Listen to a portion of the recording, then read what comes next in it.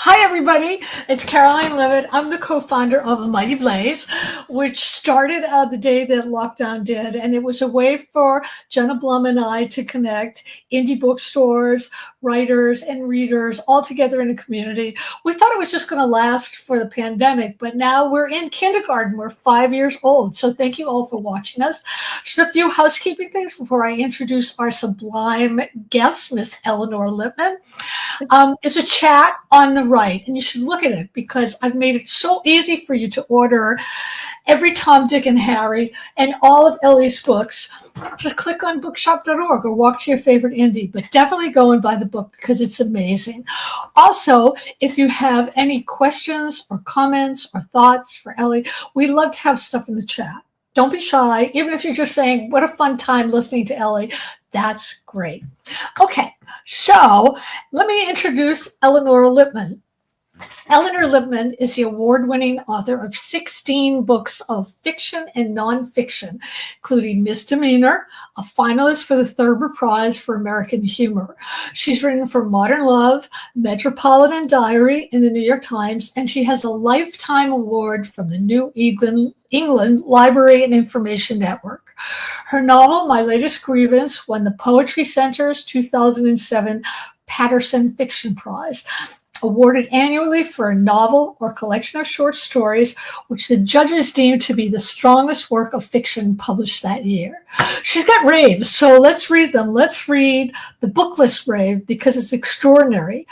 In the delightfully reassuring rom-com tradition of Nora Ephron, that's pretty damn good, the perennial mood lifting, which is what we all need now, LIpman is equally revered for her lovable characters, spitfire wit, and happily ever romantic escapades. Isn't that great?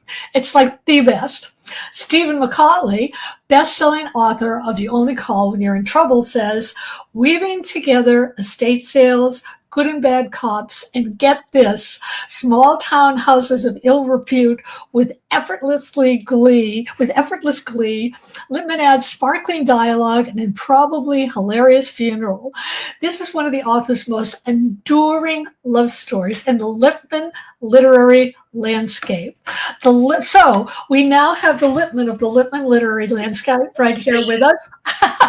I want to also say that best introduction I've ever gotten. So thank you. I want to also say that I've known Ellie for many, many years. In fact, when AOL first came on, I stalked her and I said, oh God, she's on AOL. Like, I'm gonna be her friend. And I stalked her until we became friends, and we've been friends ever since. And here's her book, Every Tom, Dick, and Harry, and it's absolutely wonderful. It's everything those blurbs say and more. So welcome, Ellie. I'm happy to have you here. Thank you. I'm thrilled. I'm thrilled. And, we always like to tell you just told it, our AOL. Yes, I remember because your son was like very small, and my AOL handle was really stupid. It was the Lev, and your son used to come in and say, oh, the Lev has another book out, and you would tell me that. It was the funniest thing. That's how he knew me when he was little.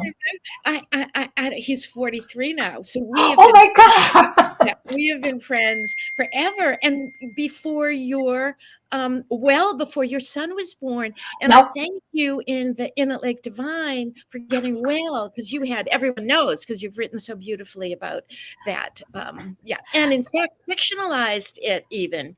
Yep.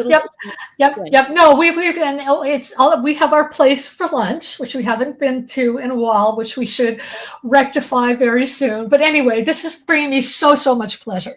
So, Ellie, I hate the question, where do you get your ideas? Because I think it's not like you're sitting there plucking ideas, but this book has such an interesting inception story. So I want to ask instead, what was piquing your interest to write this particular story? Sure. Now, hold on. Can you still see me? I was just trying to shut. Yep, okay. Absolutely. Wonderful. Okay, wonderful.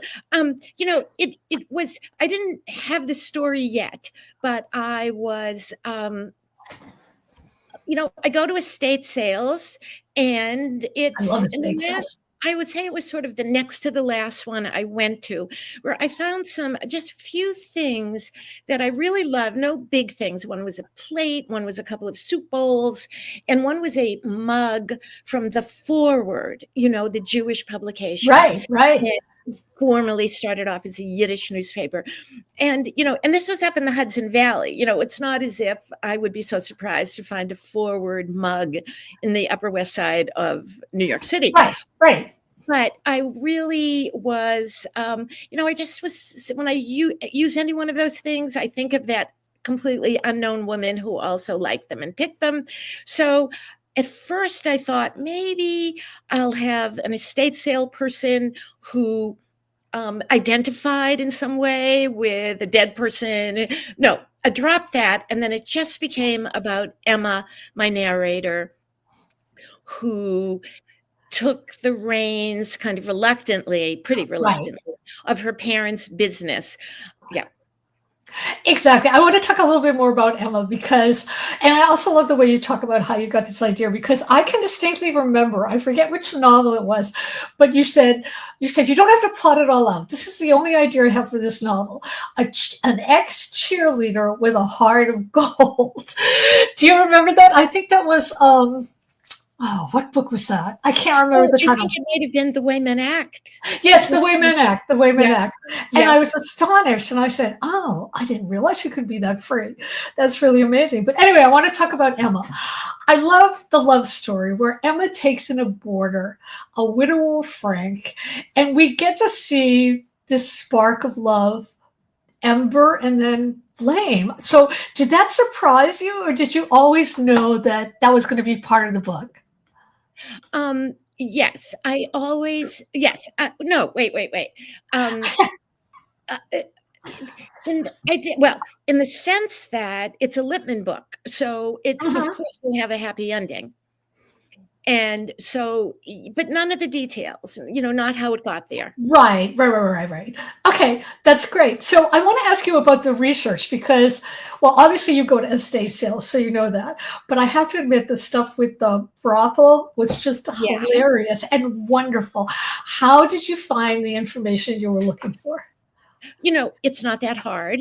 I didn't read any books set in brothels. I looked up what the law was in Massachusetts. This is set in a not so fictional town because I call it Harrow, Massachusetts, but it's so thinly disguised Northampton, where I used to live, that I don't even bother I name every other town, surrounding town, and landmarks by their real names, Springfield, Agawam, Amherst, Hadley, South Hadley. And so how did I know about the brothels? Not really anything, maybe watching some kind of R-rated things that I knew that in some places in Las Vegas, they would, like the women would sort of come out and parade themselves first as a kind of, sort of like the bill of fare, but, kind of made everything up. Yeah. I love that. I want you to tell us all. I know this story and I love it, but I also want you to tell it because it honors another writer we both knew and loved, Mamie Medwed, who passed away a while ago, unfortunately. This was how you and Mamie took a writing course and how you became writers. Can you tell that story? It's just lovely. I mean, we met, I signed up. I was working a writing job. I work for the Mass Teachers Association. And as you know, there's two ex-teachers, two retired teachers in this book that I grew very fond of. And, another thing I don't plan necessarily. So I signed up for that was my day job, but then I had started to think in terms of, I have a couple of ideas, maybe I could write some fiction. And suddenly this brochure came through the mail and it was for Brandeis Adult Ed, right? Your alma mater. Right. And so I signed up, $40 for 10 weeks.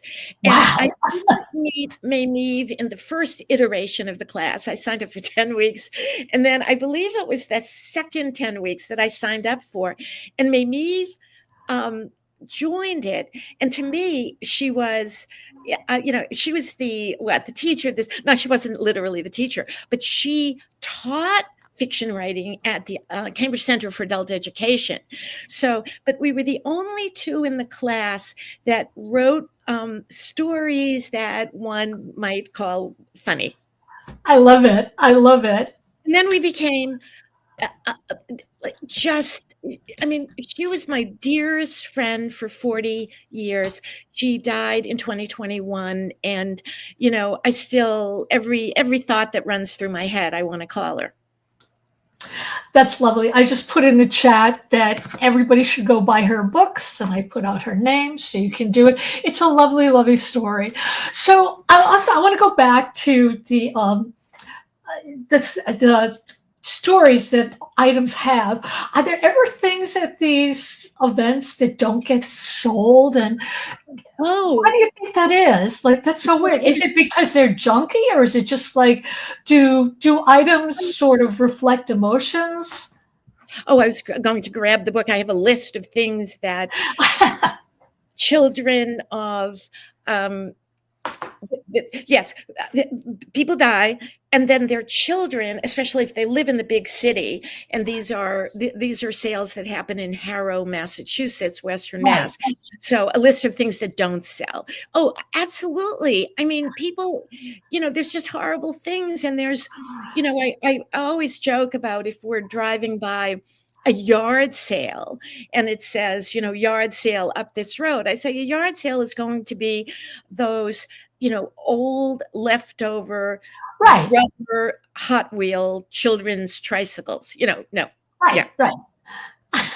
It's sad because you always hear stories where somebody recently someone bought a painting and they're sure it's a Van Gogh, but the jury's still out on that. But if you looked at the painting, you'd say, I don't think this is a Van Gogh, but who knows, maybe it is. But I just find it fascinating. And do you have plans for your own items, like which we'll go to? Because I always think like, well, I love this, but there's no way my son Max will love it. He's not going to want it. That's an interesting question. Sad. I would say this, that sort of like big picture, meaning art that's on my walls, right, jewelry, but the crap. I'm always thinking I have to, de-accession, and I try to throw things away, and who would get first choice, and of course it would be my son, my daughter-in-law, my significant other. That's so funny. My mother-in-law, before she died, her biggest fear was that, because she was very old, she died when she was 101. Her biggest fear was that the peddlers, quote unquote, would get her things. And we kept saying, "There's no peddlers. There's no peddlers."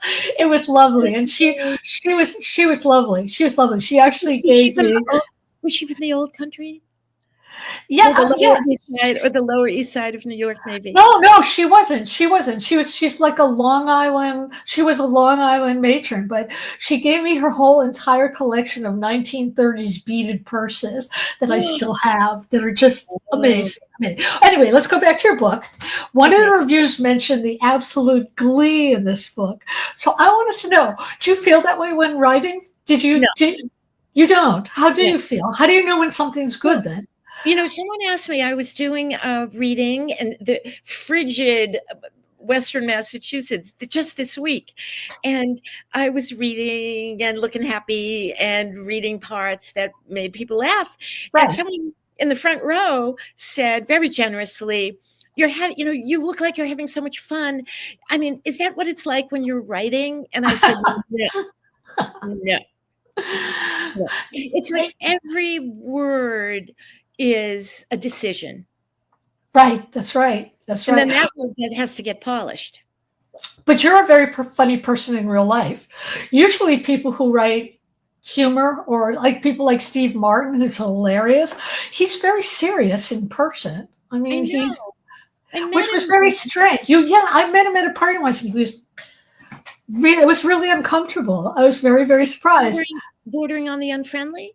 Bordering on the unfriendly. Yes, absolutely. But You seem like the pages of your book. Well, that's so nice Yeah. because, and when it's over and when I've polished it and repolished it, then I come around. You probably do the same thing. I hear it from all authors, but we say, like, I am always saying, I don't know how to write anymore. Yes. Yeah. Yes, you don't know how to do it, but then you sit down and you do it. I wanted to know, do you still think about your characters when a book is done? Do you think about Emma and Frank and Um, I would say I think about them all the time, trying to figure out, get ideas and what they're doing while I'm writing it. I would say that I probably think about them after the book is out in kind of a more sort of self-promotional way. If I'm thinking, how's Emma doing? People ask, though, it's so cute. So sometimes people ask, I remember with my first book, the first question at one of the first readings, no, it was for the second book, The Way Men Act, and someone raised their hand and said, "How's April?" Oh, And I love that. yeah, I love that. and I always say something like, "She's fine, she's happy, she's pregnant." And I was very also another, like, Love really, really that. close friend was Anita Shreve. And Anita would say, "It's a book, it doesn't keep going. I can't tell you about my character. There's no more after that. It I ends think it, on the page." I speaking about it, it keeps going. I heard that you are doing another book that's taking off from the Innate Lake Divine. Is that true? I I hope so. I love that book. I'm doing a sequel. I Oh, only have excellent. about 80 pages. I'm doing a sequel. My next book is going to be a sequel for the Innate Lake Divine. That's fabulous. And what made you think of that? I mean, was it just were the characters just roaming in your mind or It was time to think of another book, and I was walking down the street, West 57th Street to be exact, and I just thought, I think I could do that. People ask me about sequels, and I always just bat it away. And I thought, it's if I've ever given any thought to doing a sequel, it's been that book, and it's been, oh, maybe Natalie and Chris will open up. Who knows? They'll open up a little Airbnb in New York, but that doesn't work because I had to make the decision: would it be today, which would make them my age, right? and I was going to ask I you didn't, that. Yeah. I didn't want to do that, or would it be a sequel that picks up where it left off? And that's what I've decided. That's interesting. That's interesting. Oh, I can't wait. I can't wait. I can't wait. I just want to read you some of the comments because you have a lot and we love when we have comments. All right. So Okay. Robert Stull says, I ran estate sales for my hospice state of mind. These earthly treasures were no longer needed by this sweet person, and now you can make them your treasures. Hubby and I still enjoy going to estate sales in our retirement. Lovely. That's lovely. Ron Newman says, hi, Ron. I enjoy that you had a local daily newspaper in your book, since these are becoming an endangered species. They are indeed. Robin again said, you never know what you'll find, even at a yard sale. And Robin again said, our kids can't possibly take everything. It's good to know what they want and give them things sooner. And that's it. That's a really nice amount. So if anybody else has comments and questions, load them up. We love them. Okay, so I want to talk about A State of Mind, which is a wonderful name. I used to be a professional namer until all the jobs were taken over by AI. Did you have other names for it as well as A State of Mind? Because A State of Mind is perfect. Perfect. Well, my neighbor across the street came up with that because I had sort of crowdsourced. I crowdsourced for the original title, and there was many really clever ones. And one of my favorites was "You Can't Take It With You," because I'm a big. That's good too. That's good too. Read a biography of George S. Kaufman. Literally, it was like when I was in college and soon after. I read that 20 times, but I couldn't quite refer Emma casually saying, Yeah, you can't take it with you is heading over to, Greenhouse Street today. So I chose Finders Keepers, and then I decided that the character, would decide that she wanted something more zeitgeisty. Okay. So at a cocktail party across the street, I threw this open, and right away, my neighbor Dirk, I thank him in the acknowledgments, came up with A State of Mind. That's perfect. That's such a good name. That's such a good name. Tell us about Ivy the dog. Oh, well, Ivy the dog is based on my grand dog, Shirley, and who is Oh, half that's great. 5'8" pit bull. Ivy is just half pit bull. She's half pit bull, half basset hound, which is not, an attractive combination, but I was sort of looking for that. And Frank, who becomes Emma's boarder to help, pay for it, just, the monthly expenses on the house, has always wanted a dog. So they Ivy, they rescue Ivy from the pound. That's wonderful. It's always wonderful to have a dog in a book. Oh, So, thank you. you told me once that your default setting is always humor, which is absolutely true. So, I want to know if you can tell us, how did you get that way? Were you that way as a child? And given the state of the world today, does it ever falter? Oh, okay. No, you're talking about point of view, or no, I don't mean point of view in a book. Um, I you mean, know, your point of view. You said you once told me that, whenever things happen, your default emotion is always to try to find humor. Oh, I know what it was. It was after my Okay. husband died, and I was on the phone with Stacy Schiff, who is she was my first editor, and now she still reads every chapter as I write it. And she's the Oh, wonderful, that's great. Pulitzer Prize winning biographer. Her latest book is The Revolutionary, about Samuel Adams. And it was soon after my husband died, and he died of frontotemporal dementia. So it was like a hard 3 Terrible. years.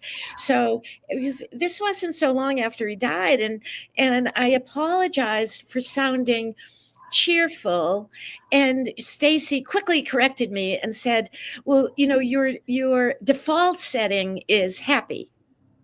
Yeah. That's great. That's great. Yeah, it's you sort of, I think you have to, because otherwise you just sort of spiral down. But so, were you a happy child, or I think you told me you used to tell stories at the table? Well, we both did. My parents were good audiences, and my father, like, sort of encouraged that.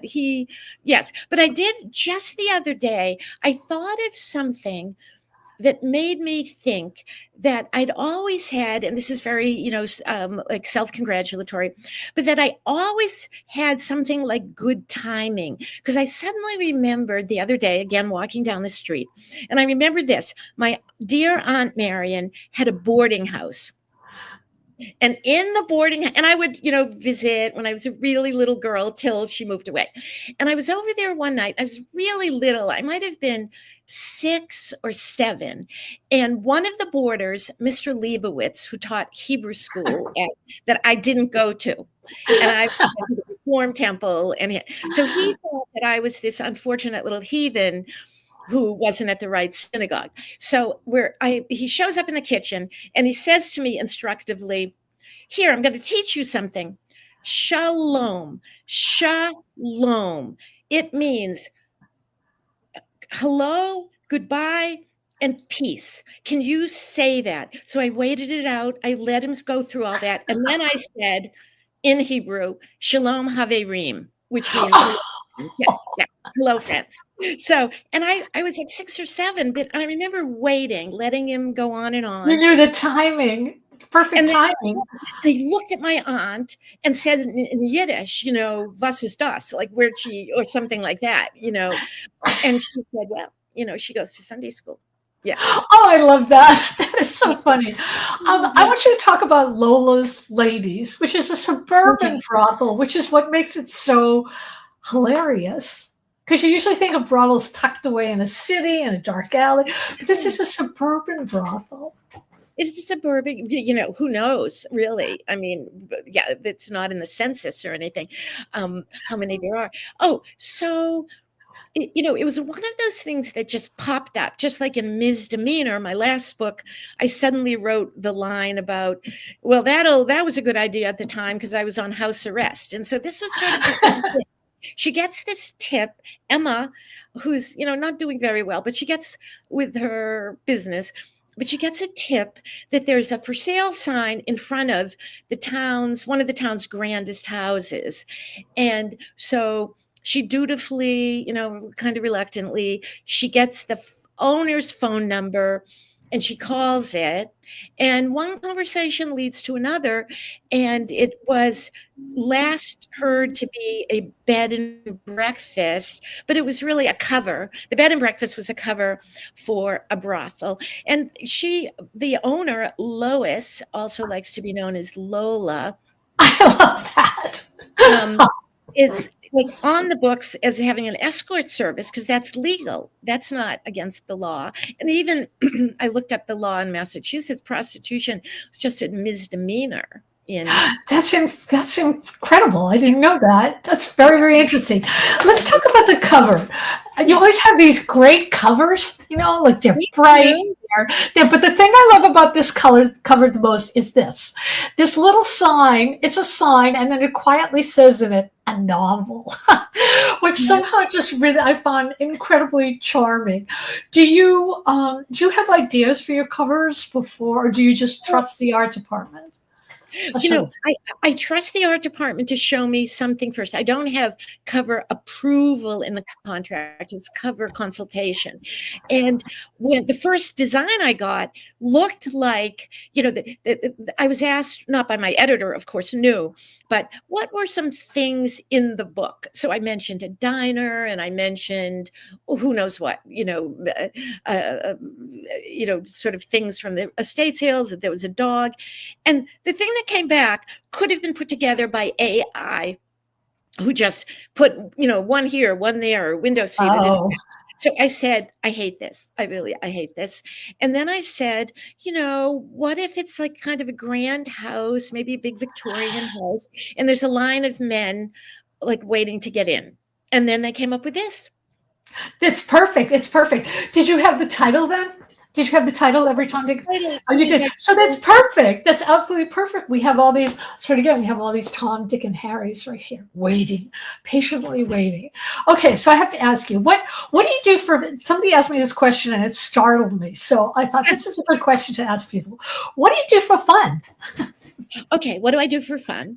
I cook. I bake. I know you're a great cook. Great cook.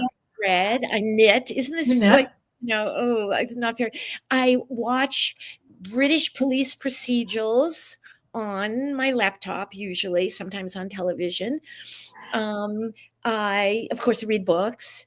Listen, I do audio. I listen to audiobooks no matter what I'm doing, emptying the dishwasher, cooking, walking.